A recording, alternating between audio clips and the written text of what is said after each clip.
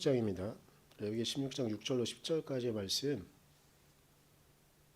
우리 같이 보도록 하겠습니다. 아론은 자신을 속하는 속죄 제물로 숫소를 바쳐 자기와 자기 집안의 죄를 속하여야 한다. 또한 그 순염소 2마리를 끌어다가 회막 어귀에 주 앞에 세워놓고 그 순염소 2마리를 놓고서 제비를 뽑아서 주에게 바칠 염소와 아사셀에게 바칠 염소를 결정하여야 한다. 아론은 주의 몫으로 뽑힌 순염소를 끌어다가 속죄 제물로 바치고 아사셀의 몫으로 뽑힌 순염소는 산채로 주 앞에 세워두었다가 속죄 제물을 삼아 빈들에 있는 아사셀에게 보내야 한다. 아멘. 이스라엘 백성들에게 중요한 절기가 몇 가지 있는데 가장 큰 절기는 유월절일 거예요. 유월절이 가장 큰데 그 비슷한 시기쯤에 이스라엘 백성들이 같이 지금도 여전히 지키고 있는 하나의 중요한 날이 있어요. 7월 10일인데요. 그러니까 양력으로 7월 10일이 아니고 이스라엘 백성들의 달력으로 7월 10일에 드리는 큰 제사가 있는데 뭐냐면 속죄 제사예요. 그러니까 지금도 지키고 있고 출애굽 이후에 이스라엘 백성들이 계속 여전히 지키고 있는 거. 근데 그때 중요하게 하는 것이 있는데 뭐냐면 6절의 이야기는 레위에 대한 이야기잖아요. 근데 그거는 이제 너가 이거를 진행을 해야 되니까 너도 일단 먼저 정결하게 해야 된다라는 의미인 것이고요. 본격적으로 이 속죄 제사가 어떤 것인지에 대해 어떻게 해야 되는지에 대한 이야기는 7절부터 나오는 거예요. 그런데 이때 하는 게 있는데 순염소 2마리를 준비를 해요. 물론 이건 새벽 예배 제가 화요일날 드렸던 내용들이긴 한데 그래도 축약해서 말씀을 드려야 되니까 설명을 드려야 되니까 하는데 2마리의 순염소를 준비해요. 그래서 근데 이 2마리의 순염소 가운데 어떤 것은 무엇인지 할 수가 없으니까 이때 제비를 뽑아요. 그러니까 한 마리는 하나님께 올려드리는 거고요. 한 마리는 들로 내보내는 거예요. 그래서 하나님께 올려드리는 걸로 뽑혀진 순염소는 각을 뜨죠. 각을 뜨고 정결 예식을 다 한 다음에 하나님께 태워 올려드려요. 그래서 이것을 하나님 우리가 하나님께 잘못한 죄를 용서해 주십시오라고 이렇게 하는 거고요. 그런데 한 마리의 양은 또 뽑힌 양은 어떻게 하냐면 이건 광야로 내보내요. 광야로 내보내요. 광야로 내보내서 어떻게 되든지 신경 안 쓰는 그런 양이에요. 근데 광야로 내보낼 때 이 아사셀이라는 단어 자체는 염소를 보내다라는 뜻이에요. 아사셀이거든요.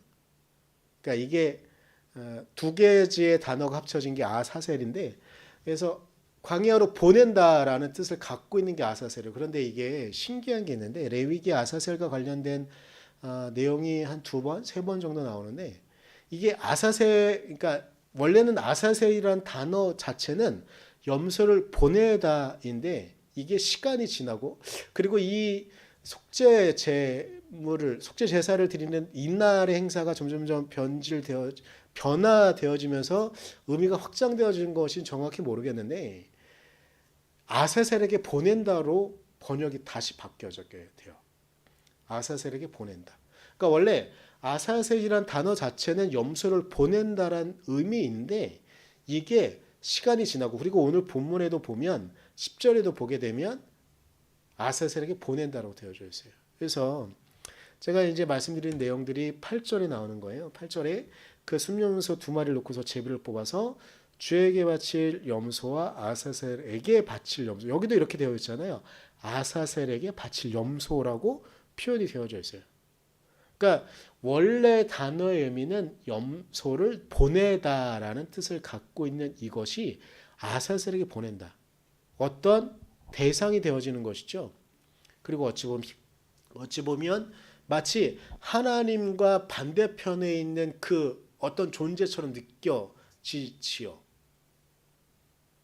그리고 이제 이 아사셀로 뽑힌 것은 어떻게 되느냐 10절에 나오는데 산채로 주 앞에 세워 두었다가 산채로 둔 거예요.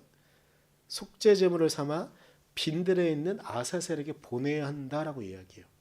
그러니까 여기부터 또 그러니까 원래 아사셀이란 염소를 보내다라는 그런 뜻을 갖고 있는 단어가 아사셀이 어떤 대상이 되어진 것이죠. 인격체인지 무엇인지 알 수 없는, 혹은 그 장소인지 알 수 없는 아사셀에게 보낸다로 되어져 있어요. 근데 재미있는 게 있는데 현재 유대 땅에는 아사셀 들판이 있대요. 대부분 제사를 드리는 7월 10일이 되면 일단 그쪽으로 염소를 그냥 보내는 것으로 되어져 있는데, 그건 지금에 와서 하는 것이고, 고대 때부터 이 아사셀 들판이 있었냐?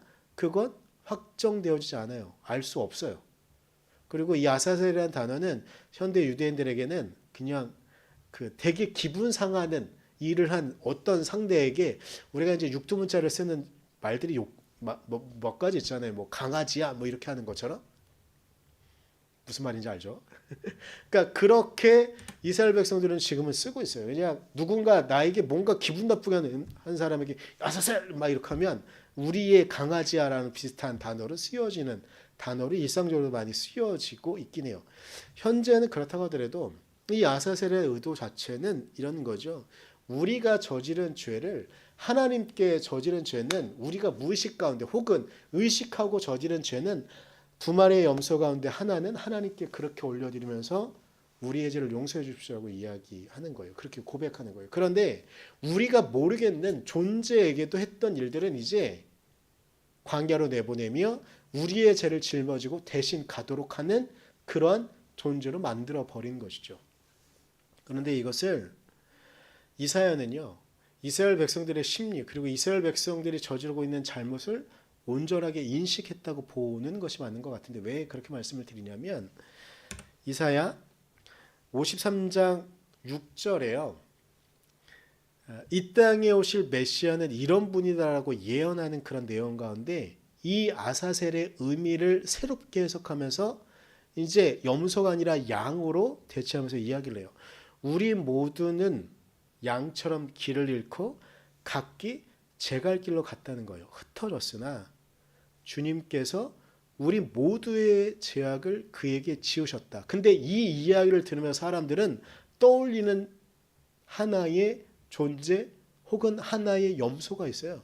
하나의 형태가 있어요. 그것은 무엇이냐면 유대인들이 매년 그들의 달력, 지금으로 따지면 우리의 음력 달력이랑 거의 비슷해요. 그런데 하여튼간 7월 10일이 되면 이스라엘 백성들이 두 마리의 염소를 갖고 하나는 하나님께 올려드리고 하나는 아사셀에게 보내는 이것을 유대인들은 바로 떠올리게 되는 거예요. 아, 이사야가 예언하고 있는 이 어린 양은 우리가 매년 7월 10일 날 하고 있는 이 아사셀에게 드리는 것에, 아사셀에게 보내는 것을 상정하게 하는구나. 그런데 이제 우리가 무의식 가운데 하나님께도 올려드리고 아사셀에게도 보냈던 이것을 하나님께서는 이제 이 땅에 메시아를 보내며 이 땅에 우리를 구원할 그리스도를 보내며 우리의 모든 죄를 대신 짊어지고 가는 그 어린 양을, 어린 염소를, 순염소를 대체하는 하나님의 어린 양을 우리에게 주시는구나를 알게 되어지는 것이죠. 그래서 이스라엘 백성들은 이사야의 이 예언 이후에 우리에게 포로로 잡혀 있고 우리에게 주권도 없고 우리에게 진정한 다윗 왕 이후에 우리를 구원할 위대한 왕은 없는 이 상황 가운데 우리를 구원할 메시아가 저렇게 매년 그들이 7월 10일에 했던 하나님께 올려드리고 아사셀에게 보냈던 그것이 이제 더 이상 해도 되지 않는, 하지 않아도 되는 그런 존재가 우리에게 하나님께서 우리에게 보내주실 것이라는 것을 그들은 알게 돼요. 이사야 예언서는요, 이스라엘 백성들에게 되게 중요해요. 초기에는 이사야 예언을 이스라엘 백성들이 잘 듣지도 않았고 유대 땅이 멸망하기 전까지 이사야가 그렇게 이야기하더라. 여러 예언자 중에 하나이겠거니 이렇게 생각을 하다가 이스라엘 백성들이 정말로 멸망하게 되고 유대 땅이 정말로 주권이 빼앗기게 되고 그리고 시간이 지나게 되면 그 강성했던 예루살렘 성전도 무너지는 것을 보면서 아, 이사야의 예언이 틀리지 않았구나. 그걸 보게 되면서 근데 이사야의 예언처럼 우리를 구원하기 위한 이 땅에 메시아가 있구나. 우리의 죄를 대신 짊어지고 갈 메시아가 하나님께서 분명히 우리에게 보내주시겠구나를 알게 돼요. 그런 그들에게 우리의 달력으로 한 2000년 전쯤에 메시아가 나타나게 돼요. 요한복음 1장 29절엔 이 메시아를 처음 본 세례 요한이 탄성처럼 외치는 말이 있어요. 보시오, 세상 죄를 지고 가는 하나님의 어린 양입니다라고 말해요. 그러니까 세례 요한 앞에 예수님께서 오시는 모습을 보면서 세례 요한이 탄식처럼 말하는 거예요. 보시오, 세상 죄를 지고 가는 하나님의 어린 양. 근데 이 말을 들으며 이사야의 예언을 계속 되뇌으며 기다리며 이 땅에 메시아를 기다리던 이스라엘 백성들은 바로 아는 거예요. 유대인들은 아는 거예요. 아, 이사야가 예언한 메시아를 세례 요한은 예수 그리스도를 보면서 보았구나. 그리고 신실한 기독교인들은 이제 이 땅의 죄를 대신 짊어지고 갔던 매년 7월 10일이면 속죄 제사를 드리는 그때에 구별되어서 보냈던 두 마리의 순염소, 이제 더 이상 필요가 없어진 것을 알게 되어지는 것이죠. 그런데 제가 오늘 설교 제목을 핑계로 삼은 이유가 있습니다. 제가 화요일날 새벽 예배는 아사셀이라고 그냥 그대로 했는데, 제가 화요일날 새벽 예배 말씀을 나누다가 마지막 부분에 원고엔 쓰지 못했는데 나누다 떠오른 게 있어요. 이스라엘 백성들에게 이 아사셀은 그들의 큰 핑계거리였구나. 자신들이 잘못을 저지른 것들이 있어요. 근데 이 잘못을요, 매년 7월 10일이 되면 없어진다고 그들은 믿었던 것은 아니었을까? 하나님의 신실하라고 하나님은 이스라엘 백성들이 끊임없이 말씀하셨어요. 하나님의 백성으로서 너는 선택한, 내가 너희들을 직접 선택해서 내가 이집트 땅에서 끌어내기도 했고 그들의 거대한 역사의 흐름들 가운데 매 순간순간마다 그들에게 하나님의 사람들을 보내면서 그들을 구원하시면서 너희들이 계속해야 된다는 거 말하는 것은 무엇이냐면, 내가 너희들 앞에 신실한 것처럼 너희도 신실해야 된다. 그리고 우리 새벽 말씀들을 좀 떠올린다면, 수요일날 말씀을 떠올린다고 한다면 내가 거룩한 것처럼 너희도 거룩하여라 라고 말씀하셨는데, 이스라엘 백성들은 계속 핑계거리를 삼는 거죠. 거룩하지 못한 이유를 매년 7월 10일이 되면 우리의 죄를 두 마리의 순염소로 보내면서 하나님께 올려드리고 아사셀에게 보내면서 우리는 이제 무죄해. 우리의 죄는 그 순염소로 인해서, 그 보낸 순염소로 인해서 우리는 이제 죄가 없어 라고 그들은 핑계 삼지 않았었을까? 그들은 매년 똑같은 잘못을 저지르면서 똑같은 실수를 하면서, 아니 7월 10일이 되면 나의 죄를 그 순념소에게 전가시켜서 보내면 되니까 나는 이제 죄가 없어. 왜냐? 나는 하나님께서 선택하신 이스라엘 백성이잖아.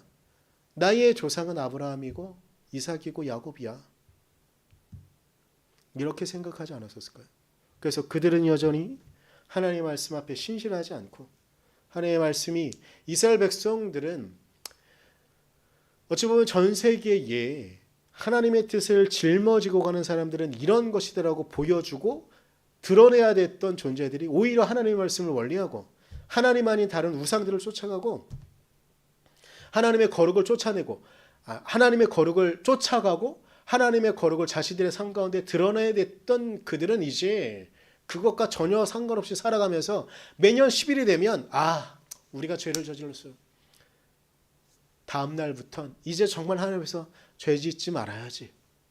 그러나 며칠 지나서 그들은 또 하나님 말씀과 상관없는 삶을 살아가고, 그러면서 또 7월 10일이 되면 아세셀에게 보내는 것, 하나님께 올려드리는 것으로 우리의 죄는 용서되어지는 것이지. 그렇게 그들은 핑계 삼고 있지는 않았었을까요? 그런데 여러분, 유대인들만 그랬을까요? 세례자 요한의 이야기를 다시 한번 봅시다. 세상 죄를 지고 가는 하나님의 어린 양. 우리는 예수 그리스도로 인하여 우리가 하나님 나라, 좀 전에 예배 시작하면서 찬양했잖아요. 거듭나면 가는 날 하나님 나라. 그래, 예수의 십자가로 나는 거듭났어. 근데 이 의식 속에 나는, 그러니까 이제 나의 죄는 원죄에 다 묻어버리고 예수님의 십자가에 묻어버리고 나는 이제 자유해, 나는 이제 죄가 없어 이렇게 생각하지 않나요?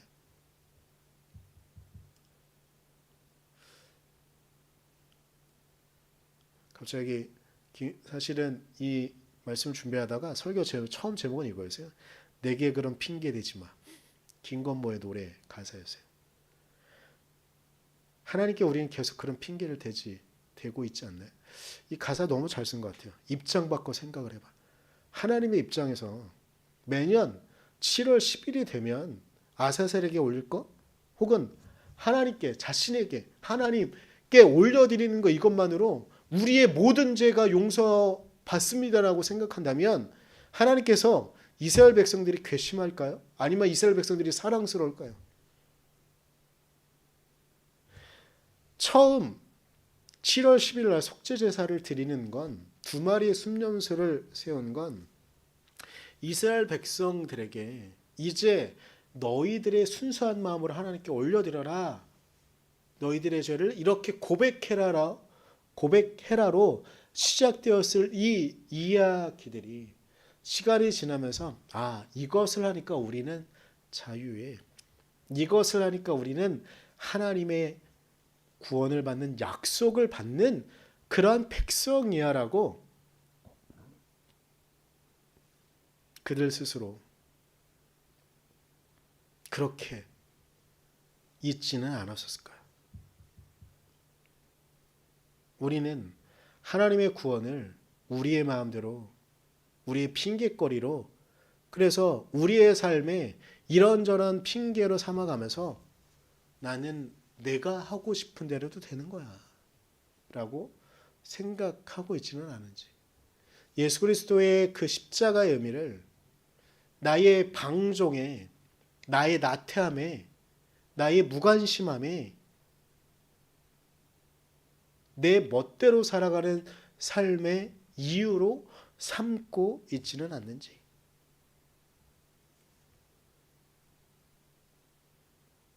우리의 죄를 대신 지고 가신 예수 그리스도의 십자가가 있습니다. 예수님께서 십자가로 가시는 그 이야기가 있습니다. 그런데 그 예수 그리스도의 십자가가 우리의 핑계거리인지 혹은 우리의 감사의 대상이며 내용이자 우리의 이야기인가 우리는 생각해 보아야 하는 것이죠. 우리가 다른 사람보다 하나님이 나를 용서했으니까 요즘 더 글로리라는 드라마가 이런저런 인기여서 뭐 연지나 뭐 이런 거 되게 많이 쓰잖아요. 정말 많이 쓰는데 거기에 그런 대사가 나와요. 목사의 딸이 마약 중독이잖아요. 드라마에서 그래요. 목사의 딸이 마약 중독이에요. 근데 이 목사의 딸이요. 하나님의 뜻을 자기가 막 하는 것처럼 회개해도 자기는 받을 수 있다 이렇게 주장하고 생각해요. 근데 드라마에서만 그렇게 보여주는 게 아니고요. 실제 이 땅을 살아가는 정말 많은 기독교인들이요. 예수님의 십자가를 그렇게 핑계거리로 삼아요. 우리의 감사의 대상으로 삼는 게 아니라 우리의 내용, 우리가 삶으로 살아가야 될 우리의 이야기로 생각하는 게 아니라 그냥 내가 어떻게 방종한 삶을 살아도 나는 결국 예수님의 십자가로 용서받는 거야라고 핑계거리를 삼아가요. 이것이 하나님께서 우리에게 예수 그리스도를 보내신 온당한 이유이겠습니까? 그래서 저도 한번 생각해 봤어요. 우리에게, 아니 저에게 핑계거리는 무엇일까? 우리가 올해 이제 성경을 쓰고 있잖아요. 제가 지난주에 성경을 잘 못 쓰고 있었거든요. 그래서 핑계거리 삼지 말아야지. 이런저런 바빴다 막 감사가 끝났는데도 제가 이제 감사 끝나면 성경을 열심히 쓸 것 같습니다. 그랬다가 지난주에 거의 못 쓰고 있다가 설교 준비하다가 사사기를 다 써놨거든요. 그래서 룻기를 써야 되고 이제 사무엘상으로 넘어가야 되는데 그래서 안 되겠다. 설교 준비하다가 설교 원고를 잠깐 덮고 룻기를 썼어요. 룻기 4장을 막 썼어요. 저도 이제 핑계거리를 없애야겠다는 생각. 여러분들은 어떠신지 모르겠어요. 저는 성경을 쓰자고 이야기하는 게 아니에요. 성경만 갖고 이야기하는 게 여러분의 핑계거리는 무엇입니까? 여러분의 삶에 문제가 있는 것들에 대해서 여러분들은 어떤 핑계를 대면서 하나님의 음성은 들리는데 그 음성을 외면하고 있습니까? 또 한번 생각해 봤어요. 전도가 되지 않고 있다. 제가 사실은 올해 최초인 성도님이 몇 번 주일 예배 빠지는 걸 보면서 이러면 이게 위험한 신호거든요. 결코 좋지 않은 신호예요. 그리고 제가 목장 모임하면서도 잠깐 말씀드렸었는데 정체되어져 있잖아요. 정체되어져 있는 거 되게 위험합니다. 정체되어져 있는 건 핑계거리가 삼기 너무 좋아요. 그냥 우리가 이런 거니까. 근데 이때 우리 안에 변화를 줘야 되는 게 전도예요.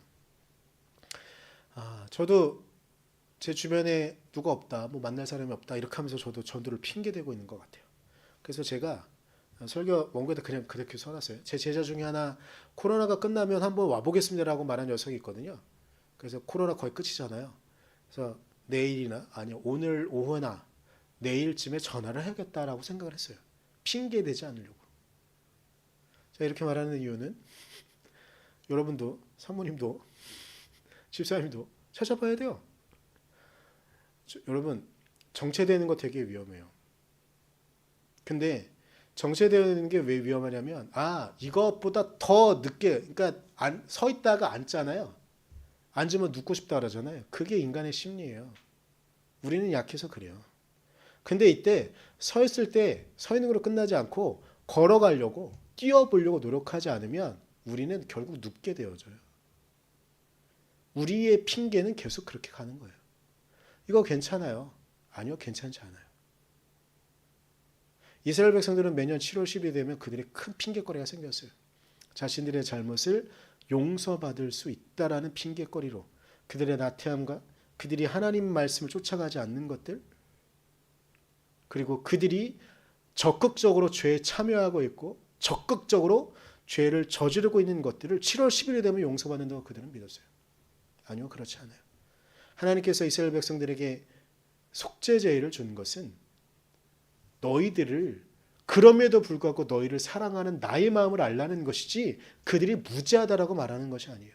그런데 이스라엘 백성들은 시간이 지나면서 그 속죄제를 자신들의 죄를 용서받을 수 있는 것처럼 우리 기독교인들도 마찬가지예요. 예수 그리스도의 저 십자가가 나의 죄를 용서받을 수 있으니까 나는 어떻게 해도 상관없다라고 말한다고 한다면 그건 복음이 아니에요. 우리를 왜곡시키고 예수 그리스도의 복음이 이 땅 가운데 오염되어지도록 우리를 그렇게 만들어가는 거예요. 우리가 예수 그리스도의 십자가를 핑계거리 삼지 않았으면 좋겠습니다. 다시 말씀드리지만 예수 그리스도의 십자가가 우리의 감사의 대상이며 우리의 내용이자 우리의 이야기이기를 저는 소망합니다. 그래서 우리가 서로가 서로에게 격려하며 우리의 핑계거리를 자꾸 대는 것이 아니라 이것들을 합시다. 이것들을 서로에게 노력해 봅시다. 서로에게 말하는 우리 교회가 이제 다음 주부터 되면 북적북적거리고 인원이 막 불어있는 느낌이 나긴 할 거예요. 근데 이때 우리의 마음을 놓으면 안 돼요. 우리는 또 그 다음을 생각해야 되고 이때 또 그냥 분위기에 휘둘려서 난 뭐 요거 안 하면 되니까 이렇게 있으면 안 돼요.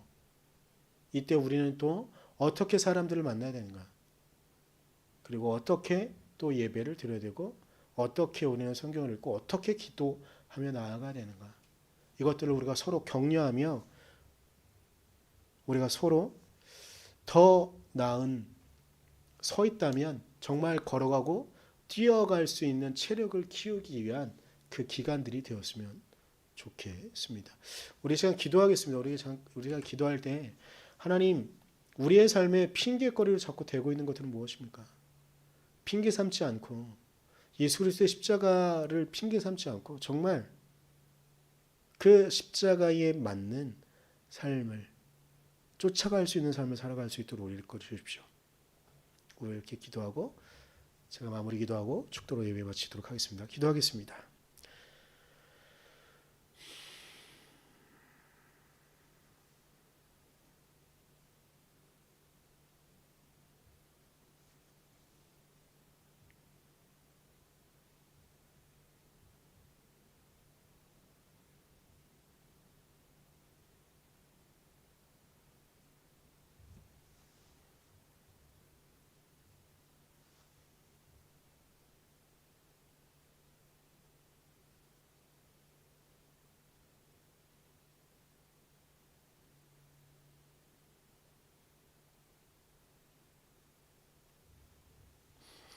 연하여 기도합니다. 주님, 우리에게 아사셀은, 우리에게 유대인들이 지켰던 그 속죄제일은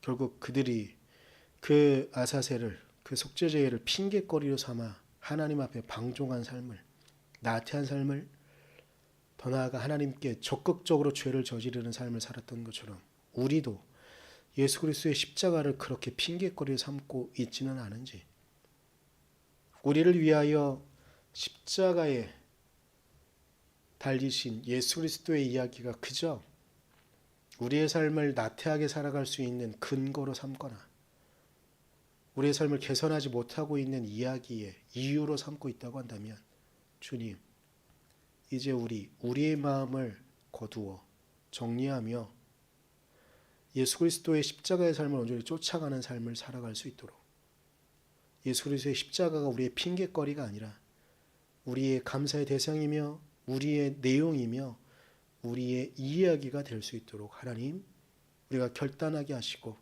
그 십자가를 쫓아갈 수 있도록, 그리고 우리가 교회에 모였으니 우리가 서로에게 힘을 보두어주는 동료가 되어줄 수 있도록 하나님, 우리를 붙잡아 주시고 우리를 이끌어 주시옵소서.